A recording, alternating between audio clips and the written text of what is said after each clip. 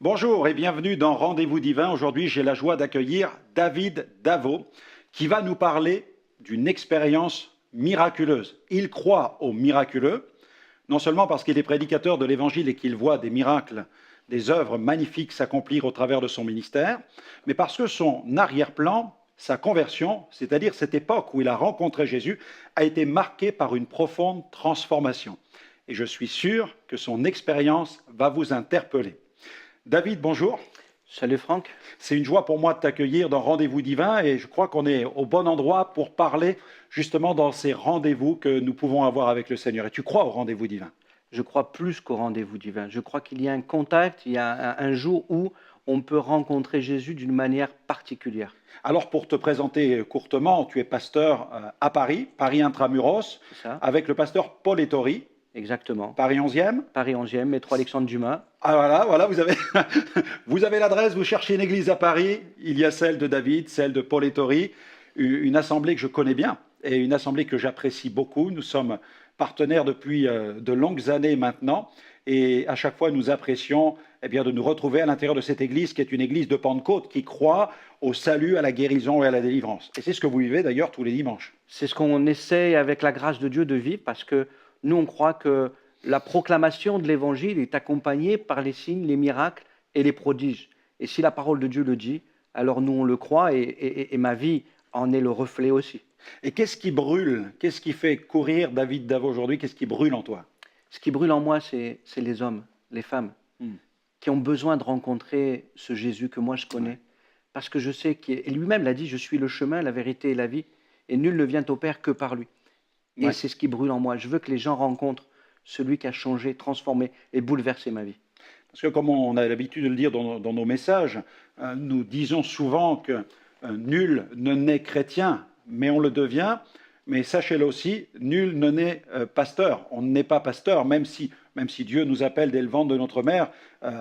Nous grandissons, nous vivons la vie des enfants, des ados, et puis un jour nous vivons une expérience. Et il y a ce temps, on va ressentir un appel à servir Dieu, mais ça n'est pas quelque chose qui est comme ça inné. Mais c'est un travail que Dieu va opérer dans notre vie pour faire de nous le pasteur que l'on est. Il a fait de toi ce pasteur que tu es aujourd'hui. C'est par l'œuvre du Saint-Esprit. C'est l'œuvre de la grâce de Dieu. Exactement. On n'est pas chrétien, on n'est pas pasteur. Et moi, j'avais tout, d'ailleurs, tout m'opposait à tout cela. Ouais. J'avais pas... Tu n'es pas né avec une Bible à la main. Non. Certains le croient peut-être, on pense que... Voilà. Non, demandez à ma famille. Ouais. Non, demandez à ma famille. Oui, parce que ton arrière-plan, il est totalement à l'opposé de la foi. Tu grandis dans un contexte compliqué. Je crois que c'est ce qui va intéresser nos amis, c'est qu'on ne naît pas chrétien, on ne naît pas avec une Bible à la main, même si Dieu, dans sa sagesse, a prévu qu'un jour, on sera prédicateur de l'Évangile, parce que les voix de Dieu ne sont pas nos voix. Et même si ma mère était voyante, elle avait vu plein de choses à mon sujet, mais jamais elle n'a vu qu'un jour je prêcherai l'Évangile. Mais toi aussi, tu n'imagines pas, quand tu es dans ce foyer, qu'un jour tu seras pasteur. Je n'imagine même pas être chrétien, premièrement. Je nais dans une famille, une maman d'origine juive, un papa catholique mais non pratiquant. Par contre, il pratiquait une chose. Il pratiquait la bouteille. Ah oui, l'alcool. Voilà. Ah. Je dis souvent, et je le dis en boutade, en rigolant, mais moi j'aurais voulu que Jésus transforme le vin en eau. Parce que tu as pris du recul sur ces choses-là. Oui, bien évidemment. Alors je grandis dans un contexte familial compliqué, difficile. Une maman aimante, une femme extraordinaire, mais un père un peu plus compliqué. Alcoolique, l'alcool le rendant méchant. Oui, d'accord. On grandit avec un papa où quand il rentre à la maison, c'est la violence, la colère, la haine. Et c'est pour moi quelque chose de compliqué. Juste une petite anecdote. Je me souviens de ce 14 juillet où nous étions là, un feu d'artifice, et mon père, ayant bu plus que de raison, avait des cacahuètes dans la main et commençant à les jeter sur les passants. Ma mère lui disant « mais arrête, rentrons à la maison ». Alors on est rentré à la maison, certainement on a mis des heures parce que vu le tas d'ébriété aggravé, on est rentré doucement. Et souvent c'est la honte. Plus que la honte. C'est la honte. Les enfants, les parents n'imaginent pas ce que les enfants ressentent aussi. Non. L'épouse qui porte cette honte et les enfants. Et les enfants. Et arrivé à la maison, mon père continuant à boire, d'un seul coup réalise que ma mère l'a interrompu. Et là, il commence bien sûr à la frapper et à nous mettre tous à la rue. Et là, on se retrouve dehors. J'ai grandi dans un contexte comme ça. J'avais 8 ans. Et quand tu as 8 ans, ta mère est frappée. Quand dans ta famille, il y a de la violence, quand il y a de la haine, toi, tu grandis avec de la haine et de la violence. Et je grandis avec cela et je ne peux pas m'en séparer. Et quand tu es petit, tu ne peux pas défendre ta mère. Mhm. C'est compliqué. Il y a la honte, Mhm. parce que ton père, partout où il va, il fait Ouais. des dégâts. Ouais, c'est ça. Et la haine, parce que tu ne peux pas défendre ta mère. Et c'est vrai que quand on a grandi, avec mes frères, parce que nous sommes 6 garçons, une fille, quand on a grandi, mon père blessait maman par des paroles, mais il ne pouvait plus la frapper, parce que je pense que chacun d'entre nous, on y aurait été gaiement Mhm. pour le frapper. Mhm. D'ailleurs, une des dernières choses de mon père, dont je me souviens, c'est qu'avec sa voiture, il a essayé d'écraser mon petit frère. Pour te dire un peu Mhm. Le climat de violence. Voilà. Et ce qui est étonnant souvent dans ces foyers, c'est la reproduction des schémas. Parce que alors que le papa s'est livré à la consommation de l'alcool, toi, tu vas aussi te livrer à une certaine consommation. Oui. Tu vas aussi, et à quel âge? Alors, je finis mon service militaire à 20 ans. Et là, avant, je buvais un peu, mais je ne voulais pas boire l'alcool. Mhm. Parce Tu voulais que, pas devenir comme ton non, père? je ne voulais pas être violent. Et la crainte de l'alcool, pour moi, c'était la Ouais, violence. d'accord. J'assimile les deux pour moi. Donc, je ne veux pas de ça. Mais en rentrant de l'armée, je commence à fumer un premier pétard. Mais dans la même semaine, je rencontre des gars qui me font goûter de l'héroïne. Mm. Et là, pour moi, je peux l'employer comme ça, mais presque un miracle. Parce que toute ma haine, toutes mes souffrances sont atténuées à partir du moment où l'héroïne entre en moi. Mm. À partir de là, je deviens un consommateur d'héroïne. Tu as trouvé une forme de remède à ta souffrance intérieure. Oui. Tu penses que c'est le bon, en fait? Je pense que c'est le bon remède. Je pense que c'est un remède. Mm. Mais le problème, c'est que dès que l'effet de l'héroïne arrive à son terme,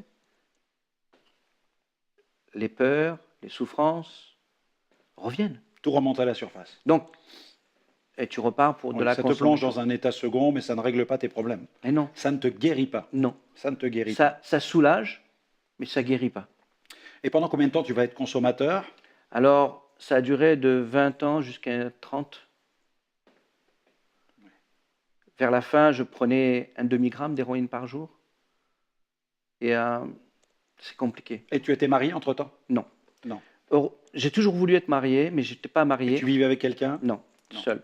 Donc tu J'avais as des vécu cette fréquentations. dépendance tout seul. Voilà. Tout seul, Tu n'as pas fait souffrir une amie ou une épouse, en fait. non. Tu l'as vécu tout seul. C'est ça. Mais par contre, ce qui a été compliqué, c'est que très rapidement, j'ai jamais voulu dépenser de l'argent dans la drogue.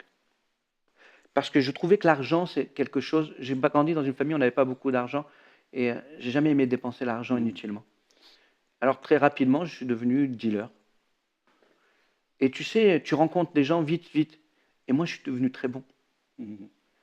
Au bout de quelques années, je vendais des kilos et des kilos de cannabis, Mhm. des grammes et des grammes d'héroïne et de cocaïne, très rapidement. Alors à un moment donné, je décide de partir de la région parisienne et je vais dans le Pays Basque me disant, ben, c'est bon, là-bas, je vais tout régler. Ouais, Bien tu sûr. veux quitter ce milieu. Oui. Parce que j'ai quand même toujours eu soif de quitter. Mais tu veux quitter le fait de dealer, mais tu vas continuer quand même à consommer. Je veux quitter tout. Tu veux tout quitter. D'accord. Tout parce que je sais que je me détruis. Donc tu veux que ta vie change. C'est ça. Tu veux un changement. Je veux un changement parce que j'écoutais du rap et il y avait un chanteur un jour qui disait, mais 4 murs ou 4 planches, et ça, c'était ma vie. Soit j'allais en prison, soit j'allais mourir. Alors j'ai dit, je quitte tout. Et en quittant tout, j'arrive au Pays Basque. Et là, je tombe sur plus gros encore. Pire. Pire. Et au Pays Basque, je retrouve ma maman qui habite là-bas. Et tu sais, j'ai toujours aimé ma mère. Mhm. Pour moi, c'était une femme extraordinaire. Et tu vois, dans l'amour que j'avais pour elle, je l'ai fait vieillir trop vite, quoi. Mhm. T'as un fils toxicomane, t'imagines? Ouais. Et un jour, par amour pour elle, je vais à l'hôpital. Donc tu décides de faire une cure. C'est ça, Une cure de désintoxication. exactement. Et là, je pars à l'hôpital. Je vais à l'hôpital. Et je me souviens toute ma vie, je rentre anonyme, Mm. on me met dans une salle, premier étage, je me rappelle de tout. Et là, on me donne des cachets je suis KO, je comprends rien. Mm. Et tout à coup, un psychologue rentre. Il veut me parler. Mais moi, le gars, je le connais pas. J'ai aucune connaissance de ce gars-là, je ne peux pas lui parler. Alors, il repart tel qu'il est entré. Et au moment où il part, il ferme la porte. J'ai crié, Mm.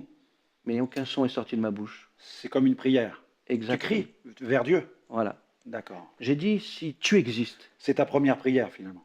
la La première, première vraie prière. la première, si tu existes, sors-moi de là. Et là, tu attends une réponse. Ah, j'attends qu'il me sorte de là, puisqu'on m'a dit, parce que quand j'étais petit, on m'avait parlé un jour de Dieu. Et j'ai dit, j'avais plus que ça. Si tu existes, sors-moi de là. Alors tu cries, tu supplies Dieu, et là, tout change. Non. Non. Qu'est-ce qui se passe? C'est pire. C'est pire. C'est pire, chers amis, c'est pire qu'avant. Alors écoutez bien, il élève une prière vers Dieu, David demande à Dieu de le délivrer, mais tout va se compliquer, tout devient pire. Et on va entendre la suite dans quelques instants, mais en attendant, on va écouter tout de suite Matt Marvan qui chante Heavenly Father. Il nous parle de notre Père qui est dans le ciel. La prière est montée vers Dieu. Ici-bas, tout va devenir pire, mais Dieu est au contrôle, car tout va changer. On se retrouve tout de suite.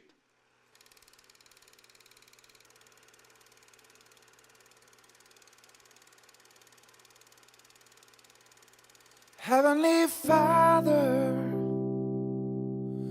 let your name be praised.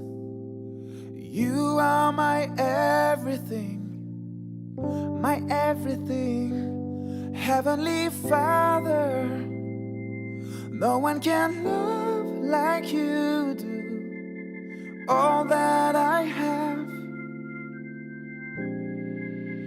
comes from you.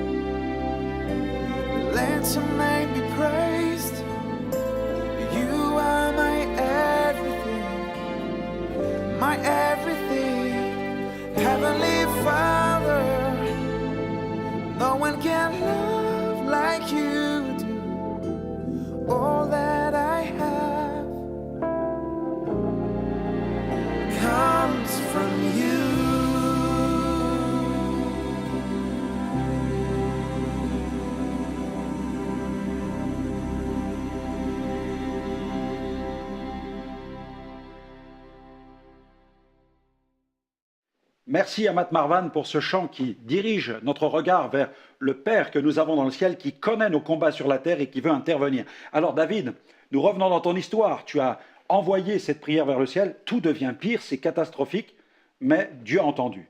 C'est ça. Je sors de l'hôpital, la voiture qui me ramène, je commence à fumer un pétard. 2 jours plus tard, j'arrête les médicaments qu'il m'avait donnés et je reprends de l'héroïne. Mais là, je fais une nouvelle rencontre. Un gars qui fumait du crack. Il me fait goûter et là, mélange crack, héroïne. Et là, c'est pire. Mais avec le temps, je pense que ce fait-là m'a fait devenir encore plus assoiffé de sortir de là. Le plus tu t'enfonces, le plus tu veux t'en sortir. Ouais. Parce que là, je me coupe de mes amis, je me coupe de tout. Mon seul ami, c'est le crack et l'héroïne. Et puis, il se passe quelque chose. C'est ta maman qui joue un rôle important là. Un jour, je vais voir ma mère.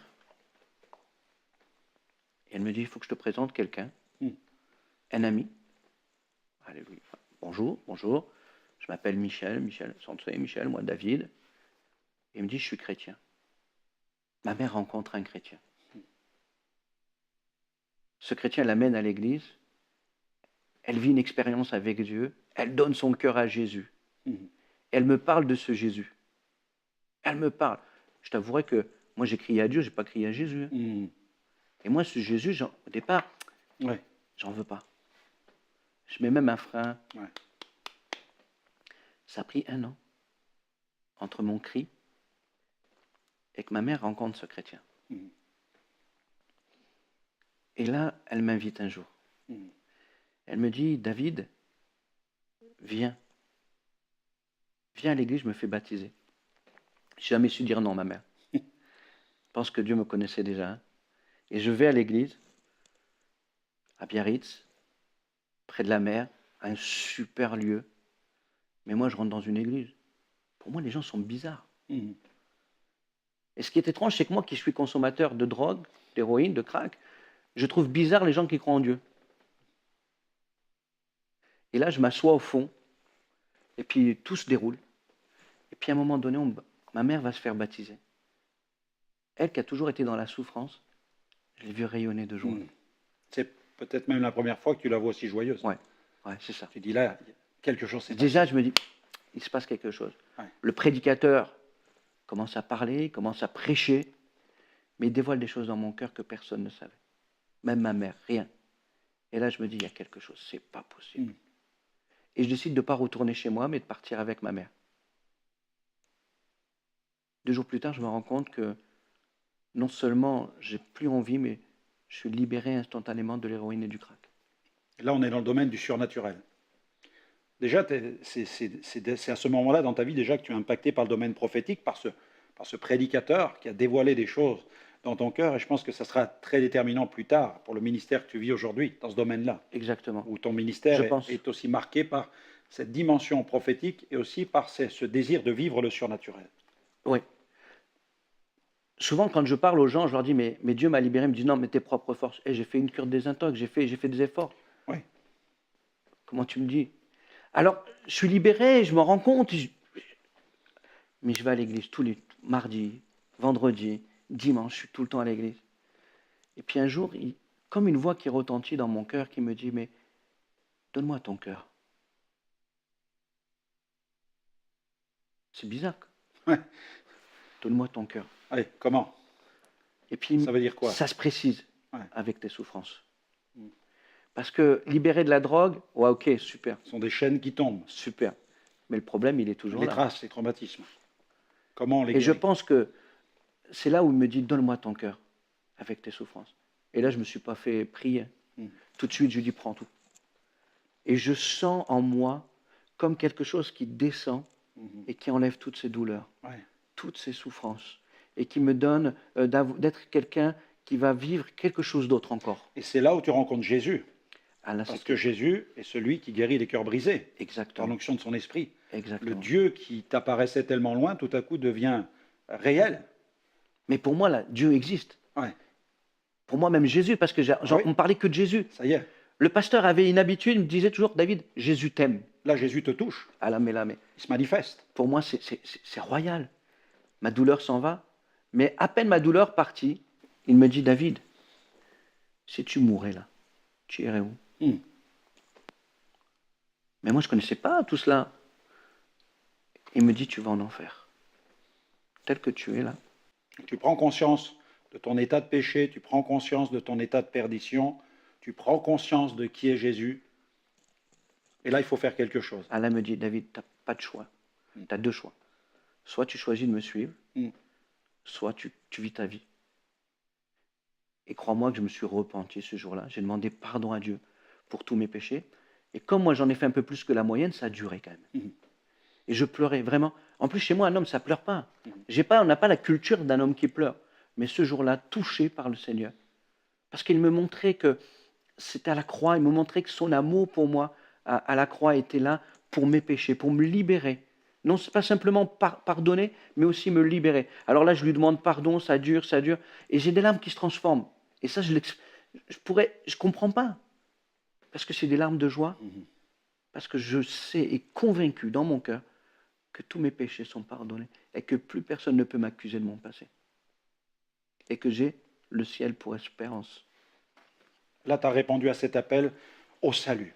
Ah oui, Voilà. Dieu veut nous sauver. c'est ça. Dieu t'appelle à ce salut merveilleux, tu y réponds et ta vie va être transformée. Tu vas goûter à la joie, Ah mais là, ça change tout. à la paix. Moi qui prenais tous les drogues possibles parce que je faisais la Fini. fête avec la drogue pour avoir une joie, mais là j'ai touché à une joie. Quand Jésus dit je vous donne ma joie, je vous donne ma paix, il donne des choses comme ça, mais ça te change complètement parce que Tout à fait. aujourd'hui, tu peux me présenter toutes les drogues que tu veux. C'est moi l'homme le plus heureux de la terre. Ouais. Parce que Tu j'étais... n'as plus besoin de t'évader. Non, Tu as regardé ton passé en face et tes souffrances en face. non seulement tu les regardes, tu n'as plus peur, mais en plus, par exemple, pour mon père, le jour de mon baptême, parce que je vais m'engager dans les eaux du baptême, moi je traîne pas. Hein. Oui, Moi j'ai été sauvé. oui je parce que pour expliquer à nos amis, dans nos milieux évangéliques, nous pratiquons le baptême par immersion. Exactement. Celui qui livre sa vie au Christ, il descend complètement dans l'eau. C'est l'image d'une mort et d'une résurrection. Et là, tu te fais donc baptiser. C'est un engagement qui se fait publiquement avec Exactement. les membres de la communauté à laquelle tu appartiens Et les tes amis. et les amis, la famille. Et chez moi, tout le monde peut dire qu'il y a une transformation. Hein. Ouais, les gens l'ont vu. Ah là, mais c'est... Il n'y a pas photo. Non, là, c'est nickel. Gars. Mais ce jour-là, écoute-moi, je vis une expérience. Alors que je témoigne, je dis, je suis l'homme le plus heureux, tout ça. Une voix retentit dans mon cœur et l'Église, la communauté le vit en même temps. Mes amis le vivent en même temps, ma famille le vit en même temps. Et pardonne à ton père. À ce moment précis. Là, il dit, tu peux pas aller Tu te peux pas faire descendre. baptiser. Non, il faut que tu pardonnes à ton père. Bon, que je sois guéri, ok, que le pardon des péchés, ok. Le Seigneur va jusqu'au bout, lui. Ouais, non. Mais pardonner, c'est pas possible. Tire sur toutes les ficelles. Hein. Ouais. Il me dit, il faut que tu pardonnes. Je dis, c'est pas possible. Il me dit, avec moi, tout est possible. C'est aujourd'hui. Oui. Et du coup, je sais qu'aujourd'hui, je peux pardonner. Et ce jour-là, je dis, même si lui ne l'entend pas, papa, je te pardonne. Oui. C'est là la puissance du pardon, parce que certains pensent que, je voudrais dire à nos amis, on ne peut recevoir ce pardon quand on a eu des conflits familiaux, que dans la mesure où on peut aller voir quelqu'un, soit lui dire qu'on lui pardonne, ou alors lui demander pardon pour le mal qu'on aurait pu lui faire. Mais quand les gens sont décédés, qu'est-ce qu'on fait? Mais là, la force, David l'a trouvée dans l'œuvre accomplie par Jésus à la croix. Parce que Jésus, sur la croix, dit « Père, pardonne-leur ». Et la force de pardonner, nous la puisons dans l'œuvre de la croix. Là où Jésus le juste prend la peine de notre condamnation et décide de proclamer le pardon à tous ceux qui placeront leur foi en lui. Il aurait pu nous juger à ce moment-là. Il aurait pu appeler une légion d'anges et puis proclamer même le jugement éternel. C'était fini. Mais il a refusé, il a manifesté la grâce. Dans l'œuvre de la croix, il y a la puissance de pardonner. C'est incroyable. Parce que là, je lui pardonne, mais quand tu pardonnes, c'est pas à la manière des hommes. Je pardonne, j'oublie pas. Ouais. Non, tu pardonnes. C'est vrai que tu te rappelles. On garde les souvenirs. Les Oui, souvenirs. c'est notre vie, c'est l'histoire. Voilà. Mais tu n'as plus d'impact, ça n'a plus rien Ouais. dans ta vie. Et ça change même ta manière de regarder la personne. Aujourd'hui, j'ai de l'affection pour lui. Aujourd'hui, mais ça a tout changé. Tout changé. Mais ce jour-là, alors je passe dans les eaux du baptême, c'est juste extraordinaire. Et là, je suis l'homme le plus heureux de la terre. Écoute David, je veux qu'on saisisse ce moment pendant que nos amis sont en train de regarder cette émission où tu partages un témoignage fort. J'aimerais que tu t'adresses à cette caméra que nous avons ici et que tu puisses maintenant prier. Peut-être pour ceux qui nous écoutent, prier pour ceux qui ont des traumatismes intérieurs, qui sont liés par toutes sortes de drogues, de chaînes, d'enfermement. Et veux-tu prier pour eux? Effectivement. Vas-y. Je voudrais juste t'inviter à faire comme je l'ai fait un jour, faire confiance à Dieu. Juste, tu sais, la prière, c'est juste une porte qui s'ouvre dans le surnaturel. Et juste, tu vas dire une chose à ma prière, Amen. Mais Amen, peut-être, ça ne veut rien dire pour toi. Ça veut dire que cela se fasse. Je vais prier et je vais me mettre à ta place. Je vais t'accompagner. Et tu vas vivre le surnaturel. Seigneur, nous voulons vraiment bénir nos amis. Et je veux bénir mon ami. Amen. Tu vois ses chaînes, tu vois ses liens, tu vois ses souffrances, tu vois Oui, ses douleurs. Seigneur. Tu vois ce qui le tient captif, là où toutes les nuits il n'en peut plus, où quelque part des larmes coulent de ses yeux, c'est comme des cris qui montent vers toi. Mhm. Et alors qu'il nous entend, Seigneur, je veux le bénir en ton nom et je veux proclamer que s'il dit Amen, tu vas intervenir dans sa vie. Seigneur, je bénis ce nom et je prends maintenant autorité dans Oui. le beau nom de Jésus-Christ. Et les chaînes tombent, Oui. car je crois qu'à la croix, tu as vaincu. Mhm. Tu as vaincu à la croix et tu nous donnes d'entrer dans tes victoires. Oui. Au nom de Jésus-Christ. Amen. Amen. Amen. Amen. Oui, merci David. Je crois que le Seigneur va utiliser ce programme puisque les vidéos circulent sur les réseaux sociaux, sur notre site web. Vous pouvez nous retrouver sur www.gospelvision-international.com, de même que sur plusieurs satellites qui diffusent sur toute l'Afrique. Ce sont des millions de foyers qui sont équipés de paraboles et qui captent aussi ces émissions. On reçoit des messages de gens qui ont été libérés de dépression en écoutant simplement la vidéo Traitement de choc contre la dépression. Donc, allez sur notre site, visitez toutes ces rubriques, ces thématiques et vous allez trouver un grand nombre de ressources pour être secourus dans tous vos besoins, comme nous le dit la parole de Dieu. Et je vais clore peut-être cette émission en te permettant de lire Matthieu 11, 28. Je crois que c'est ton verset favori, Matthieu chapitre 11, verset 28. Écoutez ce verset, retenez-le bien dans votre cœur. Venez à moi, vous tous qui êtes fatigués et chargés, et je vous donnerai du repos. Amen. Il est celui qui donne le repos, et c'est juste à toi de te décharger. Il n'y a rien de compliqué. Tu lui donnes et il le prend. Merci David, que Dieu te bénisse et à vous tous, à très bientôt.